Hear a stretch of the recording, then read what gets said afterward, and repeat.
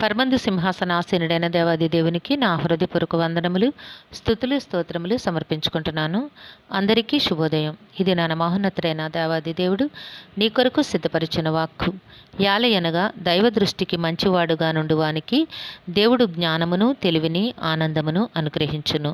దేవుని నామమునకు మహిమ కలుగునుగాక. ఈ మాటలు ప్రసంగి గ్రంథము 2వ అధ్యాయము 26వ వచనములో వ్రాయబడి ఉన్నవండి.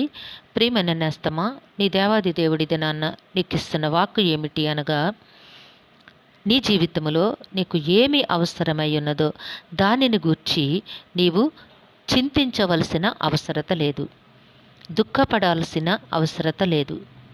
ఎందుకంటే నీకు చక్కని భరోసా నీ దేవాది దేవుడి దినాన్న నీకు అనుగ్రహిస్తూ ఉన్నారు. ఏమిటి అనగా, దైవ దృష్టికి మంచివాడిగా నుండువానికి, దేవుని దృష్టికి మంచివాడిగా జీవించేవానికి వచ్చే ఆశీర్వాదములు చాలా ఉన్నతముగా ఉన్నవి. ఏమిటట అవి?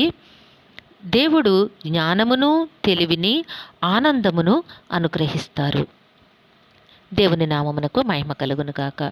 నేస్తమా, నీ జీవితంలో వీటిని మించిన అవసరత కానీ, కోరిక కానీ ఏదైనా ఉందా?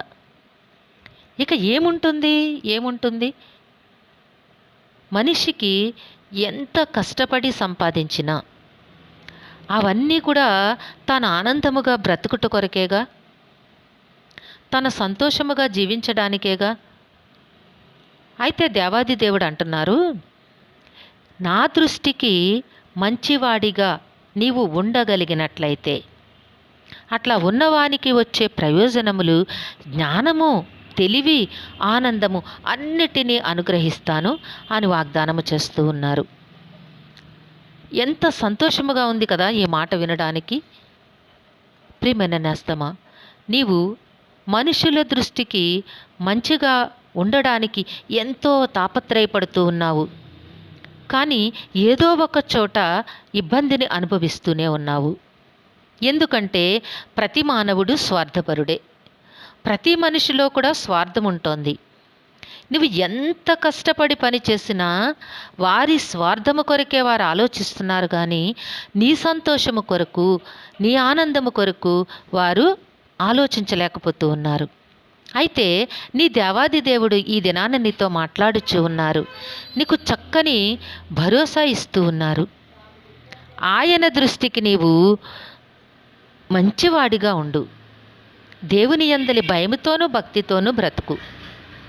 దేవుని మాట ప్రకారము జీవించు. నీకేమి అవసరమో దేవుడే అనుగ్రహిస్తారు. కాబట్టి నేస్తమా, దేవుని సంకల్పములలో నిలిచి జీవించడానికి, దేవునికి ఇష్టునిగా బ్రతకడానికి అనుక్షణము ప్రయత్నం చెయ్యి. నీ బ్రతుకు ఎంతో ఆనందమయముగా ఉంటుంది. దేవుడు జ్ఞానాన్ని ఇస్తారు, సంతోషాన్ని ఇస్తారు, నెమ్మదినిస్తారు. ఎక్కడ ఏ విధముగా నీవు బ్రతుకవలనో తెలివినిస్తారు. అన్ని సమయముల యందు కూడా ఆయన తన పరిశుద్ధాత్మను నీకు తోడుగా ఉంచి నడిపిస్తారు. కాబట్టి నేస్తమా, దేవుని సన్నిధిలో విరిగి నలిగిన హృదయముతో, భయముతోనూ భక్తితోనూ జీవిస్తూ ప్రార్థన చెయ్యి. దేవుడు నీ జీవితంలో ఎంతో సంతోషమును, ఆనందమును నీకు అనుగ్రహిస్తారు. దేవుడు నిన్ను దీవించునుగాక. ఆమెన్. ప్రార్థన చేసుకుందాము. సింహాసనాసీనుడైన దేవా, మీ ఘనమైన నామమునకు వందనములు తండ్రి. మీ బిడ్డకు మీరు ఇచ్చిన వాక్కును బట్టి స్తుతులు సమర్పించుకుంటున్నాం రక్షక. ఏ బిడ్డకైతే ఈ వాక్కును వినిపించి ఉన్నారో ఆ బిడ్డ జీవితంలోనూ, కుటుంబంలోనూ కూడా మీ ఆశీర్వాదములు అనుగ్రహించండి దేవా.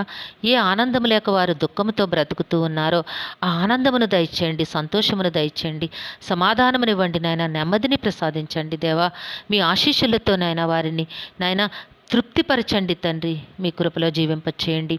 ఈ దినము పుట్టినరోజు, వివాహ దినమహోత్సవములు జరుపుకొంచిన బిడ్డలందరికీ మీ ఆశీస్సులు, దీర్ఘాయుష్ను అనుగ్రహించి మీ కృపలో నడిపించమని మా ప్రియులందరినీ మీ దివ్యహస్తములకు అప్పగించుకుంటూ, అందరి కుటుంబాల్లో మీ శాంతి, సమాధానము, నెమ్మదిని అనుగ్రహించి, ఆయురారోగ్యము, దీర్ఘాయుష్ను అనుగ్రహించి మీ కృపలో నడిపించమని ఈ ప్రార్థన మా రక్షకుడును మీ ప్రియ కుమారుడైన యేసుక్రీస్తు వారి అతి శ్రేష్టమైన నామమున అడిగి వేడుకొనుచున్నాము తండ్రి. ఆమెన్. కరుణ కలిగిన దేవుడు మీ కుటుంబ జీవితంలో ఉన్నతమైన ఆశీర్వాదములు అనుగ్రహించి మిమ్మును ఆయన నామ మహిమ కొరకు జీవింపచేయునుగాక. Amen, amen, amen.